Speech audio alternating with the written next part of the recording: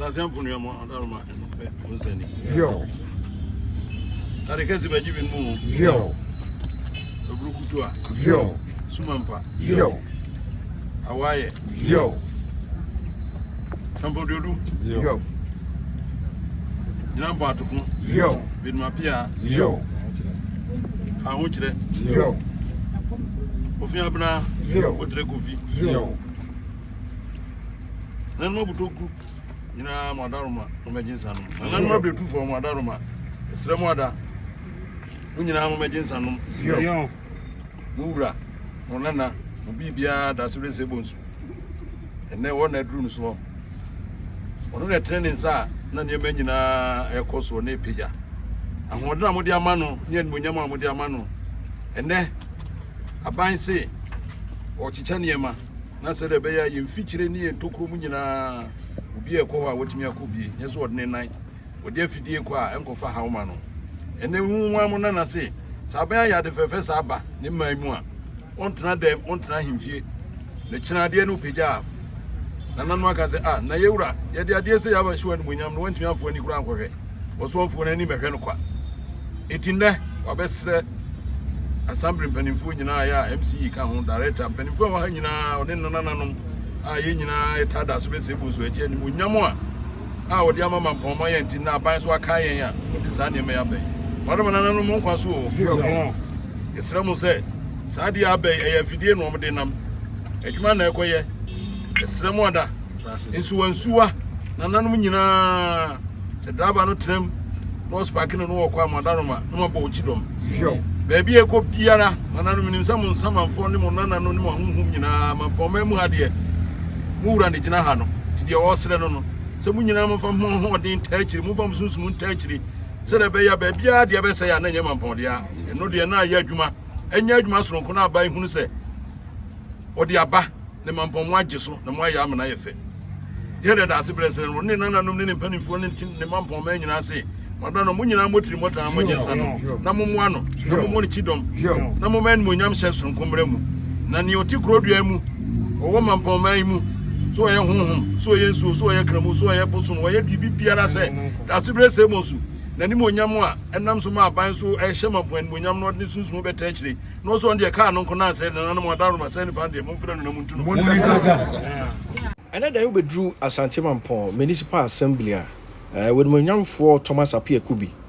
Wato nsa afre na nanom dase bro se bonsu na Mamponghene ne na trankunwa ama sene amamre ne amane dwumadi ahodo ya wosiye no no enne no obegu nsa bompa ya asepwedi ampon ne na nanom se emfidi a aban yi di aba dwumadi a na se din odi atoso se district road improvement program ebeboa na yemantamantamu kwan ahodo adadamu yebetumi amana ye kama na kobadi akoyie no ntino wonu mabumsa abompa ya bie kwan mu a enei ena wade fidie no afa krom na wada na di ede a che krom nyina se ampa omampanyin fidie ode baaye no yenso ye de ayensa kaye na ebra fidie no enam krom a ye di achi no ye adwense ni nipa no bi bekasa se enfidie ya bai nie anasa sembai eno mo eka fa ho ede championfo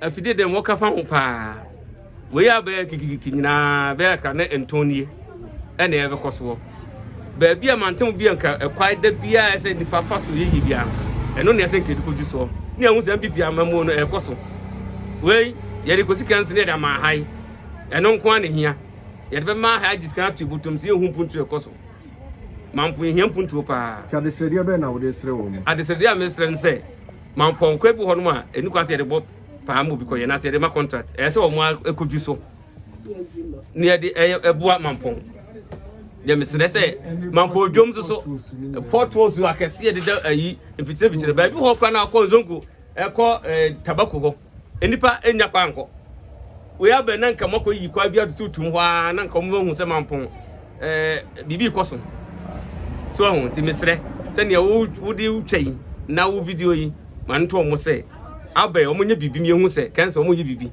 me di de nua mambre mpon na nado waya de pa nka obia nka ne brasun se nka sikai sika ohu bia odi koya de ama oni na busia enso se de nipa sika no bebre no entisa waye ama ye nyina ye hunu bi we na akui na se sisei no ye krasi kwan binya entimi mfa mo abai ye mfa sobo no mo abai bi odi mfidie na bre yenya na wo se yeye na nado ye danase oni bawunya o maya de ba yesre omuntu asomai na ọmọ nso afidie na akodi ọmọ nso a ọmọ bɛhwɛ so no so deɛ na mo ka kyerɛ wɔn amanfo adwene ne sɛ afidie no kuro mbetwi adi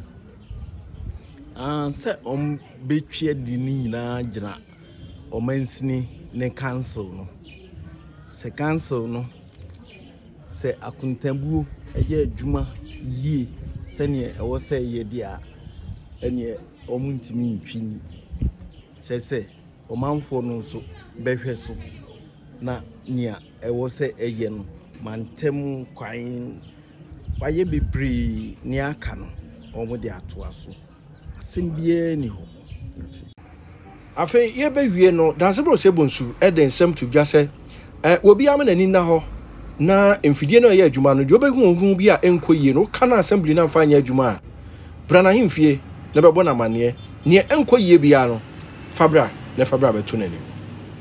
You yourself, you've got to be the first watchman for these machines.